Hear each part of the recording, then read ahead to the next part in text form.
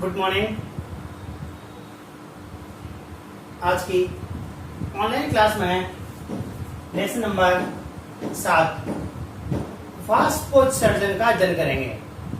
कल की जो लास्ट क्लास थी उस कल की लास्ट क्लास में 6 लेसन कंप्लीट हो चुके हैं और आज 7वां लेसन जिसका नाम है फास्ट पोज सर्जन, इसको आज प्रारंभ कर रहे हैं। लेसन नंबर 7 में पढ़ने लिखा है वाष्पोत्सर्जन। नाम से भी स्पष्ट हो रहा है, देखो वाष्पोत्सर्जन, वाष्प प्लस उत्सर्जन। वाष्प क्या होती है? जो प्लांट्स होते हैं, पादप होते हैं, इन पादपों की मूलों द्वारा जल का अवशोषण किया जाता है और ये अवशोषित जल जाइलम के माध्यम से पत्तियों तक पहुंच जाता है।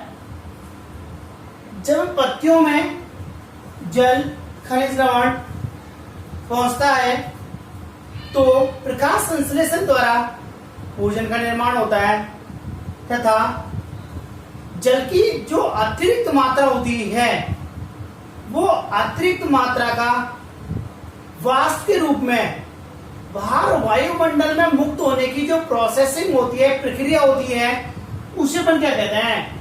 वाष्पोत्सर्जन कहते हैं। वाष्प प्लस उत्सर्जन। उत्सर्जन का मतलब होता है निष्कासित होना या त्यागना। क्या होना? निष्कासन या निष्कासित होना।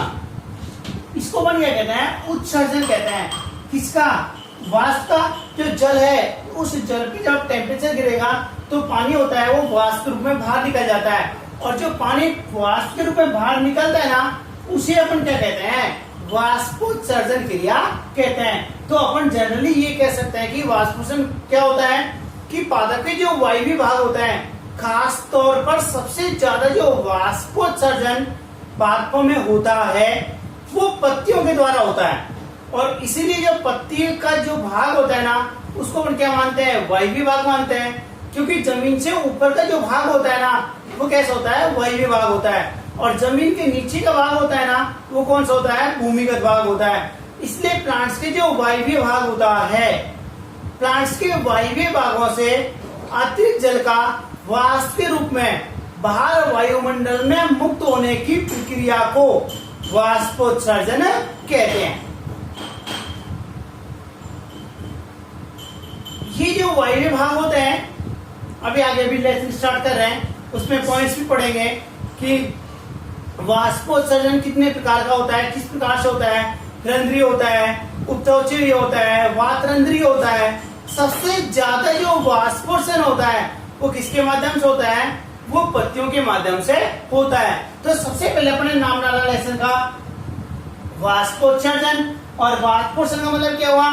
वाष्प के रूप में पानी का बाहर निकलना। ये क्या कहलाता है? ये वाष्पोत्सर्जन कहलाता है। जनरली अपन देखते हैं कि जो सभी प्लांट्स होते हैं, इन सभी पादपों में ये जो वाष्पोत्सर्जन क्रिया है ना, ये वाष्पोत्सर्जन क्रिया पादपों में एक अनावश्यक रूप से होने वाली क्रिया है, लेकिन ध्यान रहे सभी पादपों में यह क्रिया जरूरी होती है। सभी पादपों में वाष्पोत्सर्जन होना बहुत आवश्यक होता है।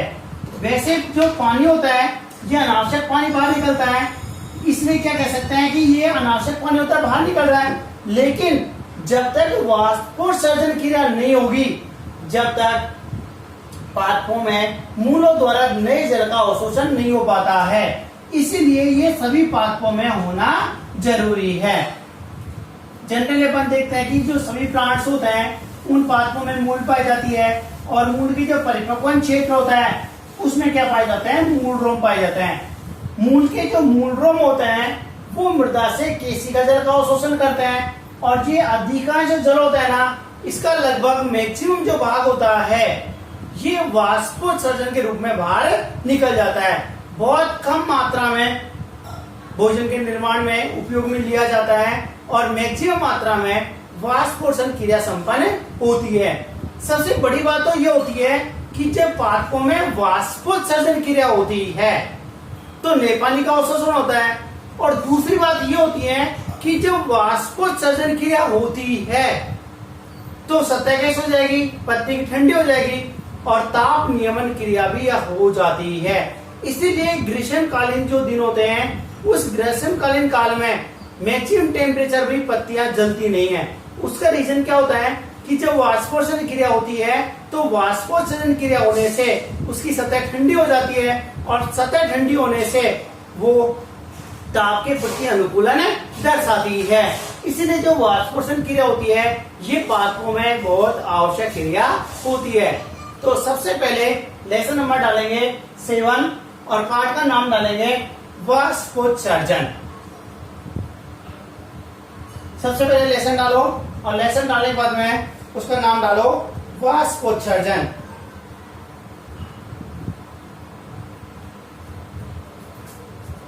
सबसे पहले इसकी लिखो परिभाषा। सबसे पहले इसकी क्या लिखेंगे अपन, परिभाषा। पॉइंट डालो।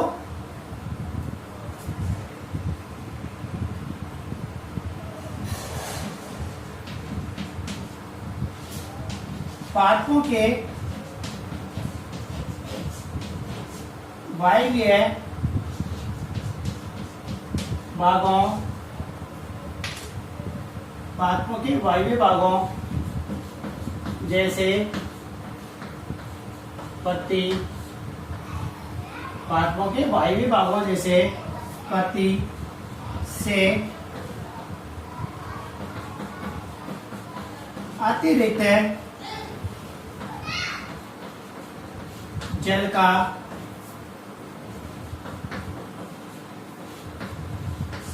वाष्प के रूप में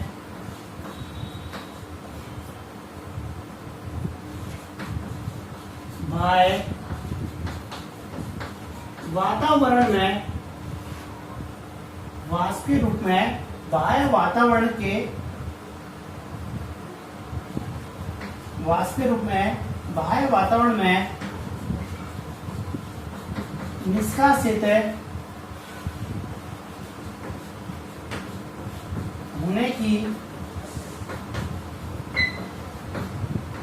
प्रक्रिया को वाष्पोत्सर्जन, वाष्पोत्सर्जन कहते हैं। क्या लिखा है अपन ने, पादप के वायवीय भागों जनरली पत्ती, दोनों जो कोमल भाग होते हैं वहां भी रंध्र पाए जाते हैं, वहां भी वाष्पोत्सर्जन होता है। कुछ पादपों में क्यूटिकल परत पाई जाती है, वहां से भी वाष्पोत्सर्जन होता है। कुछ वातरंध्र पाया जाता है, लेकिन सबसे ज्यादा जो वाष्पोत्सर्जन होता है, लगभग कुल वाष्पोत्सर्जन का जो 90% वाष्पोत्सर्जन होता है वो किसके द्वारा होता है, वो लीफ के द्वारा होता है, पत्ती के द्वारा होता है। इसलिए अपने वायवीय भाग में खास तौर पर क्या लिखा है अपन ने, पत्ती लिखा है। पादपों के वायवीय भागों जैसे पत्ती से अतिरिक्त जल का वाष्प के रूप में बाह्य वातावरण में निष्कासित होने की प्रक्रिया को क्या कहते हैं, वाष्पोत्सर्जन कहते हैं। ये तो क्या हुई, इसकी ये परिभाषा हुई। इसके साथ ही कुछ पॉइंट्स, एरोडाल के पॉइंट्स भी नोट कर लीजिएगा।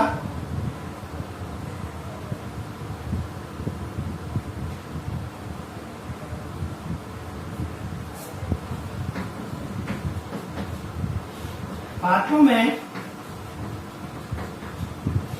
मूलों द्वारा, पादपों में मूलों द्वारा मृदा से अधिक मात्रा में जल का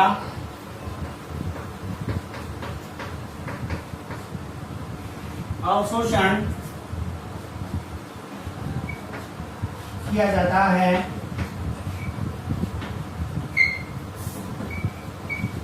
जिसमें से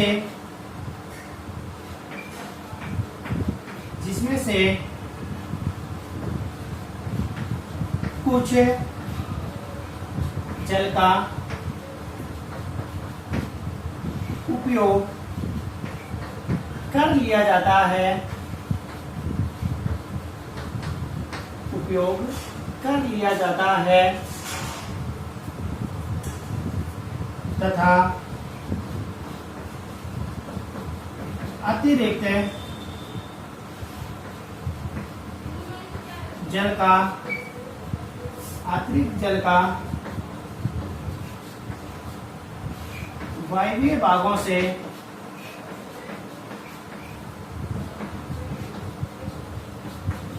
निष्कासन कर दिया जाता है। जो अतिरिक्त जल होता है उसको बाह्य वायुमंडल पर क्या कर देते हैं, निष्कासित कर देते हैं। ये जो अतिरिक्त जल का जो निष्कासन किया है ये क्या कहलाता है, ये वाष्पोत्सर्जन कहलाता है।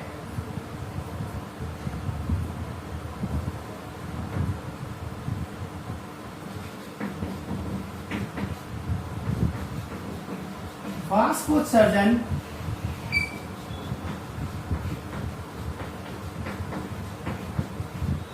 एक जैविक प्रक्रिया है जो सामान्यतया पत्ती में उपस्थित है।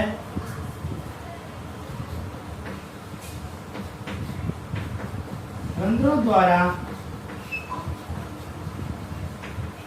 संपन्न होती है। इसलिए इसे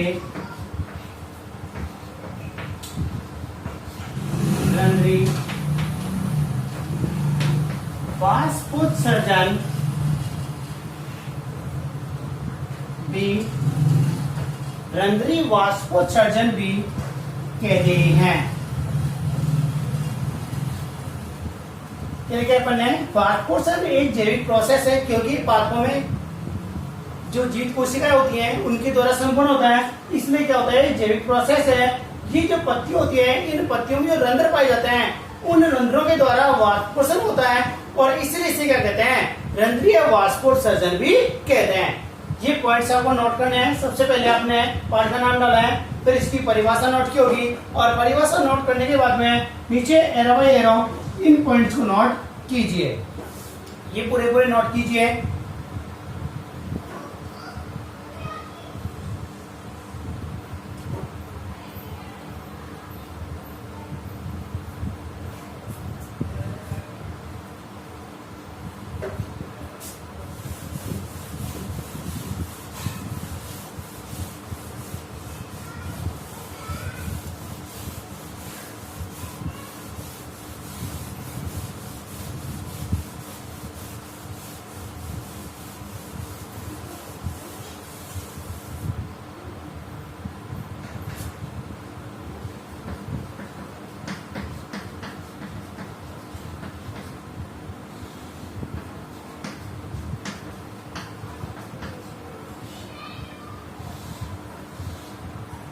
पॉइंट आगे नेक्स्ट, वाष्पोत्सर्जन के प्रकार। पॉइंट डालिए, वाष्पोत्सर्जन के प्रकार। Types of transpiration. पॉइंट डाला, इसके नीचे लाइन लिखो, पादपों में वाष्पोत्सर्जन निम्न प्रकार के पाए जाते हैं। इसमें नंबर डालिए,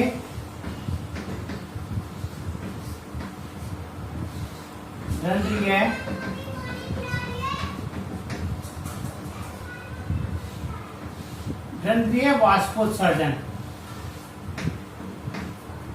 रंध्रीय वाष्पोत्सर्जन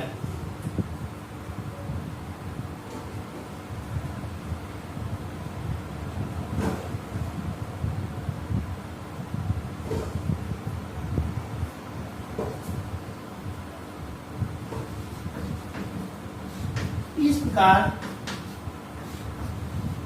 का वाष्पोत्सर्जन, इस प्रकार का वाष्पोत्सर्जन जो पत्तियों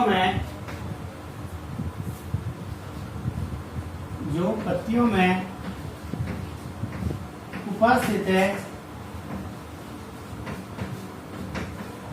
रंध्रों से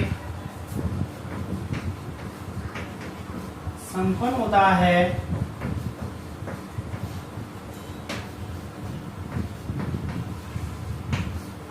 रंध्रीय वाष्पोत्सर्जन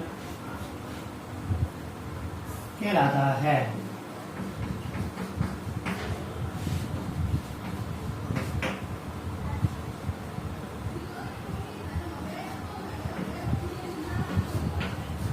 रंध्रीय वाष्पोत्सर्जन, रंध्रीय वाष्पोत्सर्जन कुल वाष्पोत्सर्जन का 80 से 90% होता है।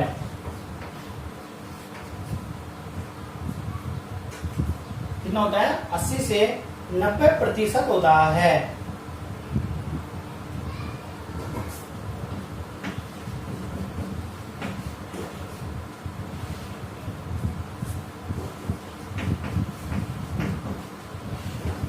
शाकीय पादपों में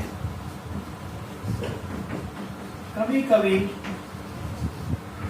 रंध्र पादप के कोमल भागों में भी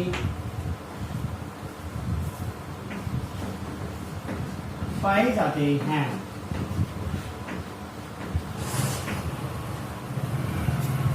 कौन से लिखा सबसे पहले? रंध्रीय वाष्पोत्सर्जन। और रंध्रीय वाष्पोत्सर्जन को अपन पहले भी कह चुके हैं कि जो पत्ती होती हैं उन पत्तियों में रंध्र पाए जाते हैं, और इन पत्तियों में जो रंध्र पाए जाते हैं, इन रंध्रों से होने वाले वाष्पोत्सर्जन को ही रंध्रीय वाष्पोत्सर्जन कहते हैं। जो कुल वाष्पोत्सर्जन होता है पादप में, उसका लगभग 80 से 90% जो वाष्पोत्सर्जन होता है वो किसके द्वारा होता है? वो रंध्रों के द्वारा होता है। कुछ बुक्स 50 से 90% भी लिखती हैं, लेकिन जनरली जो अपन लिखते हैं आरबीएससी के अनुसार वो लगभग 80 से 90% के आसपास क्या होता है? रंध्रों द्वारा वाष्पोत्सर्जन होता है। जो शाकीय प्लांट्स होते हैं, उन शाकीय प्लांट्सों में भी कभी कभी ये जो रंध्र होते हैं ना, ये पादप के जो कोमल भाग होता है उस पर भी इस प्रकार के रंध्र देखे गए हैं, और इनके द्वारा भी वाष्पोत्सर्जन क्रिया संपन्न होती है। इसीलिए इसे क्या कहते हैं? रंध्रीय वाष्पोत्सर्जन कहते हैं। पॉइंट डालेगा वाष्पोत्सर्जन के प्रकार, लाइन लिखी होगी, उसके नीचे नंबर डालिए रंध्रीय वाष्पोत्सर्जन। और रंध्रीय वाष्पोत्सर्जन डालने के बाद में पहले परिभाषा लिखिए इसकी, फिर दोनों पॉइंट्स को नोट कीजिए। इसको पॉइंट डालने के बाद में यहां तक नोट करो।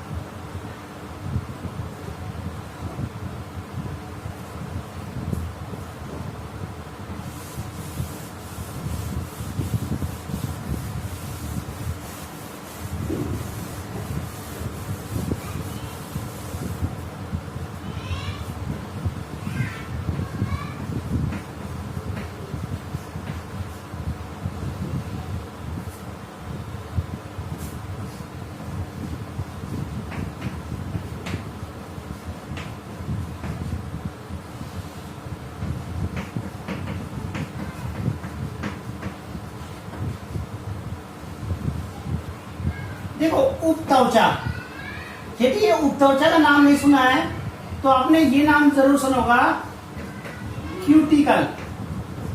ये जरूर आपने सुना होगा, क्यूटिकल परत सुना है ये नाम। ये जो क्यूटिकल परत होती है ना, जो मरुस्थलीय प्लांट्स होते हैं, कौन से पादप? मरुस्थलीय पादप होते हैं। इन मरुस्थलीय पादपों की जो पत्तियां होती हैं, इन पत्तियों पर एक परत पाई जाती है, और जो ये परत होती है ना, ये कौन सी होती है? ये क्यूटिकल परत होती है। ये क्यूटिकल परत होती है ना, ये जल हानि को रोकती है। क्या करती है? जल हानि को रोकती है। सामान्यतया मरुस्थलीय पादप होते हैं, क्योंकि मरुस्थल जो डेजर्ट एरिया होता है वहां पर पानी की बहुत कमी होती है, और जिन पादपों में पानी का अवशोषण कम होता है उन पादपों में वाष्पोत्सर्जन दर भी उतनी ही कम होती है। इसीलिए क्या होता है, जो मरुस्थलीय प्लांट्स होते हैं उनके आपने अडेप्टेशन पढ़े हो, कभी अनुकूलन पढ़े हो, तो आपने वो पढ़ा होगा कि या तो जो मरुस्थलीय पादप होते हैं उनकी पत्तियां या तो बहुत छोटी होती हैं, या पत्तियां कांटों में रूपांतरित हो जाती हैं, या पत्तियां झड़ जाती हैं। क्यों? ताकि पत्तियों के द्वारा वाष्पोत्सर्जन नहीं हो और जल हानि को रोका जा सके।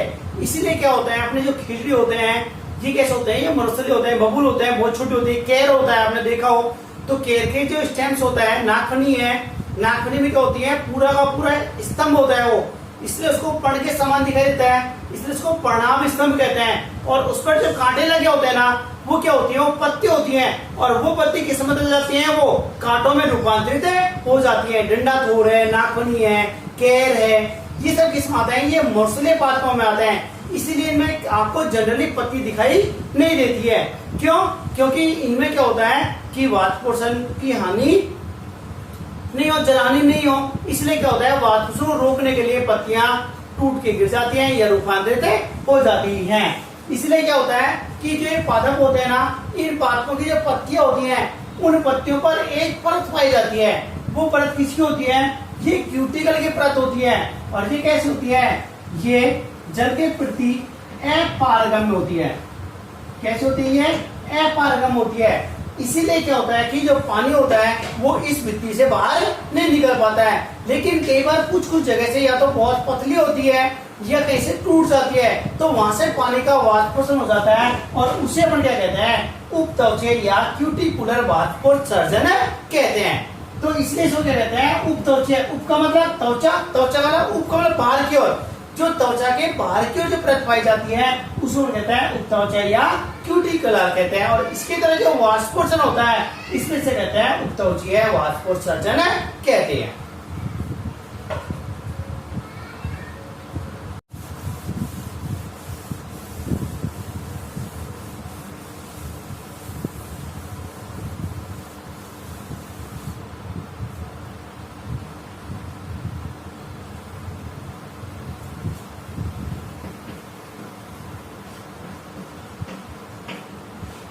बाह्य त्वचा के ऊपर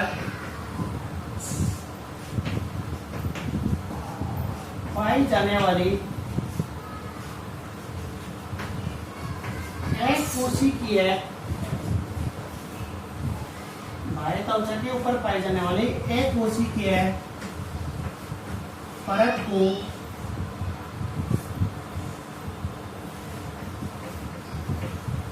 त्वचा या क्यूटिकल परत कहते हैं।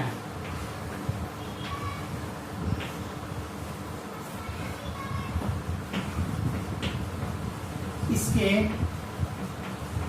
द्वारा होने वाले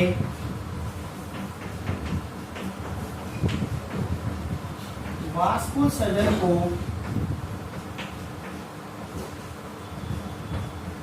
क्यूटिकुलर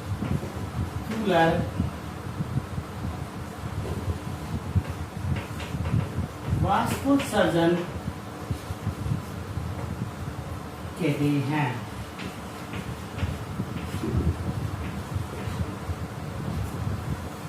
सामान्यतया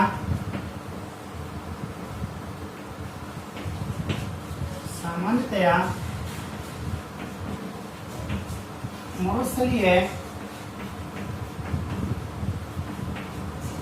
पादपों में मरुस्थलीय पादपों की पत्तियों के ऊपर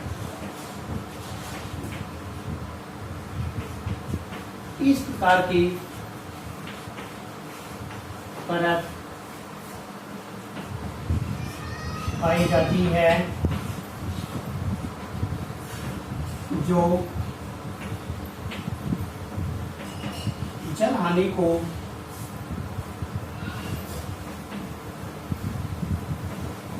रोकती है।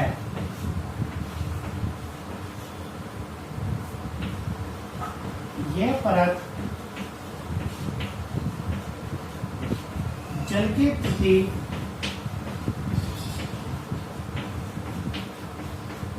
अपारगम्य होती है।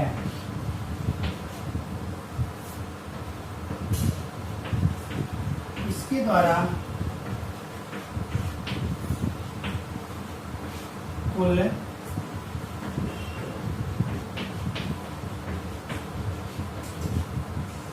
वाष्पोत्सर्जन का 3 से 10% होता है। ये कौन सा हुआ? ये नंबर 2 हुआ उपत्वचीय या क्यूटिकलर हुआ। अपने के एरिया की जनरली जो मरुस्थलीय पादप होते हैं, इन जो मरुस्थलीय पादप होते हैं, इन मरुस्थलीय पादपों की जो पत्तियां होती हैं, इन पत्तियों पर एक एकोशिका परत पाई जाती है और ये एकोशिका परत होती है, ये कैसे होती है? जल के प्रति अपारगम होती है और जल के प्रति अपारगम होने के कारण इसके पत्ती के द्वारा जो जल का वाष्पोषण होता है वो नहीं हो पाता है और इसीलिए जो मरुस्थलीय पादप होते हैं वो लंबे समय तक पानी को संचित अवस्था में बनाए रहते हैं।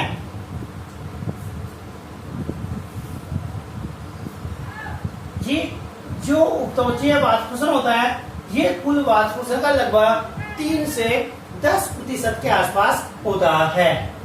तो ये नंबर 2 पॉइंट डालिए और इसको नोट कीजिए।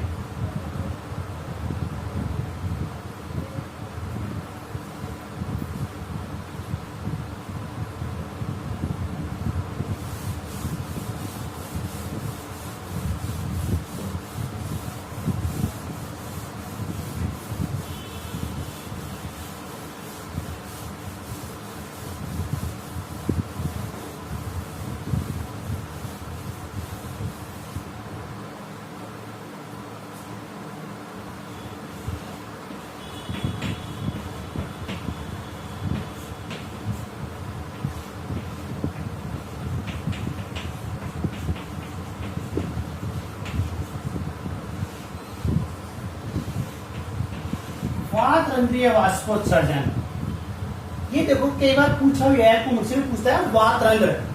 आपका ध्यान ये होना चाहिए, जो फ्रूट्स होते हैं, फल होते हैं और काचे पादप के जो तने होते हैं, इन पर जो रंध्र पाए जाते हैं ना, ये रंध्र क्या कहलाता है? ये वातरंध्र कहलाता है। कई बार पूछा भी जाता है कि वातरंध्र उपासित होते हैं। कई बार देता है शाखीय पादपों के शीर्ष भाग पर, पत्ती की सतह पर, तने की सतह पर, है ना, और भी बहुत सारे ऑप्शन होते हैं। उसमें एक ऑप्शन ये भी मिलता है कि फल और काष्ठ के स्टेम्स पर। यदि ऐसा ऑप्शन आता है तो ये कौन सा होता है? ये वातरंध्र का होता है और ये वातरंध्र होता है ना, इसके द्वारा जो पानी का वाष्पोत्सर्जन होता है, इसे क्या कहते हैं? वातरंध्रीय वाष्पोत्सर्जन कहते हैं। पॉइंट नंबर 3, वातरंध्रीय वाष्पोत्सर्जन।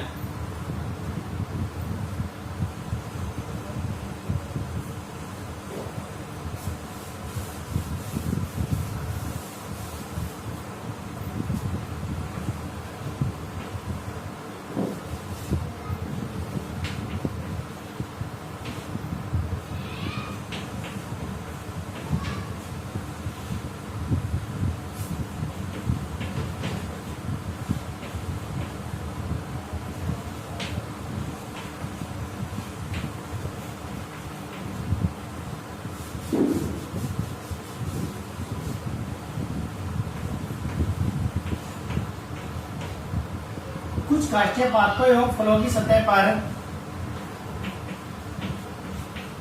पाए जाने वाले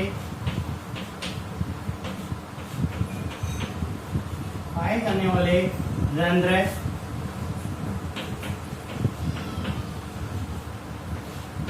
पात्ररंध्र कहलाती हैं।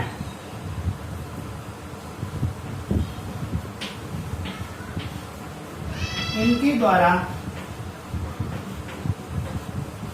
होने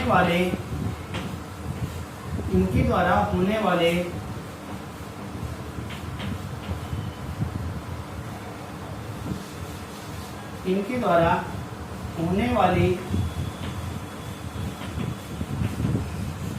जल हानि को वातरंध्रीय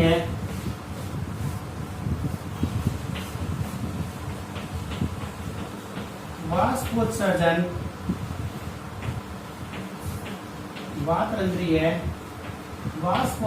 कहते हैं।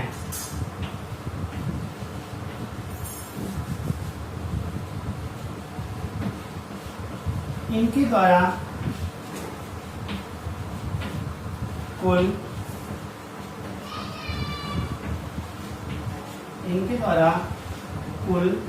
वाष्पोत्सर्जन का 0.1% होता है। ये जो वातरंध्र होते हैं ना, इनके द्वारा 0.1% वाष्पोत्सर्जन होता है। सबसे कम जो वाष्पोत्सर्जन होता है वो वातरंध्रों के द्वारा होता है, और सबसे जो मैक्सिमम जो वाष्पोत्सर्जन होता है वो किसके द्वारा होता है? वो पत्तियों के द्वारा होता है। सबसे पहले आज क्या पढ़ा अपन ने?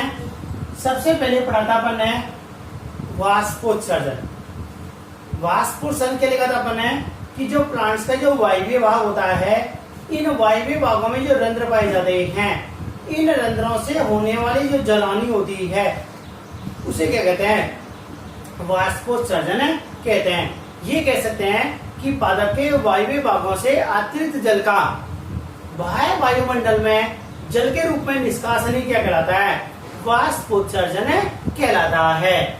और दूसरा पॉइंट पढ़ा था अपन ने वाष्पोत्सर्जन के प्रकार। इसमें नंबर 1 पढ़ा था रंध्रीय वाष्पोत्सर्जन, नंबर 2 अपन ने पढ़ा था उपत्वचीय वाष्पोत्सर्जन, और नंबर 3 पढ़ा अपन ने वातरंध्रीय वाष्पोत्सर्जन। रंध्रीय जो वाष्पोत्सर्जन है वो अपन ने क्या पढ़ा था? पत्ती होती हैं, उन पत्तियों पर रंध्र पाए जाते हैं। अभी कल बताएंगे पत्ती पर जो रंध्र, जैसे जनरल में आपको बता दूं कि जैसे मान लो आपको ये पत्ती दिखाई दे रही है, आपको, अब देखो आपको ये पत्ती दिखाई दे रही है। ये अभी जस्ट जब मैंने क्लास स्टार्ट की थी उसे जस्ट पहले लेटेस्ट तोड़ी गई पत्ती है ये, लेकिन उस समय बिल्कुल भी मुरझाई हुई नहीं थी, बिल्कुल लेटेस्ट, इसके किनारे बिल्कुल ऐसे मुड़े हुए नहीं थे, बिल्कुल एकदम ताजा पत्ती थी। लेकिन ये एट लास्ट अभी कुछ समय रखी रहने के बाद में पंखे की हवा में इसने वाष्पोत्सर्जन दर्शाया, और वाष्पोत्सर्जन होने के कारण ये पत्ती मुरझाने लगी है। देखो फॉल्ट होने लग गई, और ये फॉल्ट होने लग गई। तो इसकी जो सतह होती है ना, एक ऊपरी सतह होती है और एक इसकी ये निचली सतह होती है। कुछ प्लांट्स कल की क्लास में पढ़ेंगे रंध्रों के प्रकार में। कुछ प्लांट्स होते हैं उसकी तो ऊपरी सतह पर रंध्र पाए जाते हैं, कुछ प्लांट्स होते हैं जिनकी निचली सतह पर रंध्र पाए जाते हैं, कुछ प्लांट्स है तो जिनकी दोनों सतह पर पाए जाते हैं, कुछ प्लांट्स ऐसे होते हैं जिनमें रंध्र तो पाए जाते हैं लेकिन क्रियाशील नहीं होते हैं। ये रंध्रों के प्रकार अपन कल की क्लास में पढ़ेंगे। तो मैं ये कहना चाह रहा था कि जो मैं ताजा पत्ती तोड़ के लाया था, और ये ताजा पत्ती लाया था, उस समय इसकी जो कोशिकाएं थी सभी वो कैसी अवस्था में थी? स्फीत अवस्था में थी। लेकिन वाष्पोत्सर्जन के कारण, इस पंखे की हवा के कारण वाष्पोत्सर्जन हुआ, और वाष्पोत्सर्जन होने के कारण ये पत्ती मुरझाने लगी है। और यही क्या अपन को दिखाई नहीं दिया कि इसमें वाष्पोत्सर्जन हुआ है, लेकिन अपन इसको आसानी से एहसास कर सकते हैं कि पत्ती में वाष्पोत्सर्जन होने के कारण ये पत्ती फोल्ड होने लगी है। तो वहां अपन पढ़ेंगे रंध्रों के प्रकार में तो आज की क्लास में मैं ये कहना चाह रहा था कि इसकी जो सतह होती है, इसकी सतह पर सबसे अधिक रंध्र पाए जाते हैं। इनकी जो रंध्रों की संख्या होती है, ये रंध्रों की संख्या अलग अलग पादपों में अलग अलग पाई जाती है, लेकिन जनरली 1000 से लेकर के 60,000 प्रति वर्ग सेंटीमीटर रंध्रों की संख्या पाई जा सकती है। 1000 से लेकर के 60,000 प्रति वर्ग सेंटीमीटर के हिसाब से, यों और यों, इसके हिसाब से कितने होते हैं? 1000 से लेकर के 60,000 रंध्र पाए जा सकते हैं। तो इन पत्तियों में जो रंध्र पाए जाते हैं, इनके द्वारा जो वाष्पोत्सर्जन होता है, इसे अपन क्या कहते हैं? रंध्रीय वाष्पोत्सर्जन कहते हैं। सबसे ज्यादा जो वाष्पोत्सर्जन होता है, लगभग कुल वाष्पोत्सर्जन का लगभग 90% मान सकते हैं अपन, वो इन्हीं पत्तियों के द्वारा वाष्पोत्सर्जन होता है। दूसरा पढ़ा था अपन ने उपत्वचा है। उपत्वचा, जिसको जनरली आप याद रखते हैं क्यूटिकल परत। मैंने आपको बताया भी था अभी कि जो मरुस्थलीय प्लांट्स होते हैं, इन मरुस्थलीय पादपों की जो बाह्य त्वचा होती है, उस पर एक एककोशिकीय परत पाई जाती है, और जो एककोशिकीय परत होती है ना, उसे अपन क्या कहते हैं? क्यूटिकल परत कहते हैं। ये क्यूटिकल परत होती है, ध्यान रखिएगा, ये जल के प्रति अपारगम होती है। अब आपके दिमाग में यह आ रहा है, सर जब अपारगम होता है तो इसके द्वारा तो वाष्पोत्सर्जन होना ही नहीं चाहिए, क्योंकि जल के लिए पारगम होगी नहीं और जल का निष्कासन होगा नहीं। तो मैंने आपकी जो क्लास बताई थी थोड़ी देर पहले, उसमें ये कहा था कि पत्तियों में जिनमें उपत्वचा पाई जाती है, तो उन पत्तियों में ये उपत्वचा कुछ कुछ स्थानों पर या तो बहुत पतली रह जाती है, या ये कहीं कहीं कुछ कुछ स्थानों से टूट जाती है। जहां से पतली होती है और टूट जाती है, वहीं से क्या होता है? वाष्पोत्सर्जन होता है। यदि पूर्ण रूप से मोटी परत पाई जाती है तो वहां पर वाष्पोत्सर्जन क्रिया नहीं होगी। मैं आपको इसका एग्जांपल और बता दूं अपारगम वाला, कि जनरली अपन राजस्थान में अपने होली का त्योहार आता है, होली खेलते हैं, और अपनी जो पूरी स्किन होती है ना, जहाँ पे अपन कलर लगाया जाता है, और पूरी स्किन पर क्या पाए जाते हैं? अपने बॉडी पर सूक्ष्म रंध्र पाए जाते हैं। जब अपने ऊपर कलर डाला जाता है तो अपने बॉडी के जो रंध्र होते हैं ना, उन रंध्रों में वो कलर अंदर तक प्रवेश कर जाता है, और फेस को खूब अच्छी तरह धोने के बाद भी अपना फेस पे कलर नजर आने लगता है, शेष रह जाता है। इसलिए क्या करते हैं? होली खेलने से पहले आपने देखा हो तो अपने जो स्किन होती है, उस स्किन पर अपन क्या लगा लेते हैं? या तो वेसलिन लगा लेते हैं या फिर ऑयल लगा लेते हैं। तो जो वेसलिन होती है ना, वो वेसलिन में कैसे होती है? वो जल के प्रति अपारगम होती है, और जो कलर होता है ना, वो जल में घुला हुआ होता है। तो जैसे उन रंध्रों के पास में जो वेसलिन होती है, तो वो वेसलिन क्या करती है? जो कलर्स के जो पानी के मॉलिक्यूल्स होते हैं, कण होते हैं, उन कणों को रंध्रों में अंदर जाने से, प्रवेश से उसको रोक देता है। और यहाँ भी क्या होता है कि ये क्यूटिकल परत होती है ना, ये पानी के वाष्पोत्सर्जन को रोक देती है। तो अपन क्या करते हैं? जैसे अपने वेसलिन लगाई, कलर लगाया किसी ने, और जनरली अपन इसको फेस को धोते हैं, तो फेस को धोने पर अपना फेस का जो कलर होता है, वो जनरली मैक्सिमम मात्रा में एक साथ वो दूर हट जाता है। अपना फेस लगभग साफ हो जाता है। उसको 1-2 बार धोया और अपना फेस आसानी से पूर्व अवस्था में आ जाता है। तो वो भी क्या होती है? वो अपारगम होती है। और इसी प्रकार से जो क्यूटिकल परत होती है, वो भी मरुस्थलीय पादपों में जल के प्रति अपारगम में होती है। और तीसरा अपने पढ़ा अपने वातरंध्रीय है। जो काष्ठीय पादप होते हैं, उनके जो कोमल भाग होते हैं वहां पर, या फ्रूट्स होते हैं, उसके सतह पर जो रंध्र पाए जाते हैं, उन्हें अपन क्या कहते हैं? वातरंध्र कहते हैं। इनके द्वारा जो जल की हानि होती है, जल का वाष्प में बाहर निकलना होता है, इसे क्या कहते हैं? वातरंध्रीय वाष्पोत्सर्जन कहते हैं। इसके द्वारा जो कुल वाष्पोत्सर्जन का लगभग 0.1, जिसको अपन कह सकते हैं सबसे कम वाष्पोत्सर्जन किसके द्वारा होता है? वातरंध्रीय वाष्पोत्सर्जन के द्वारा होता है।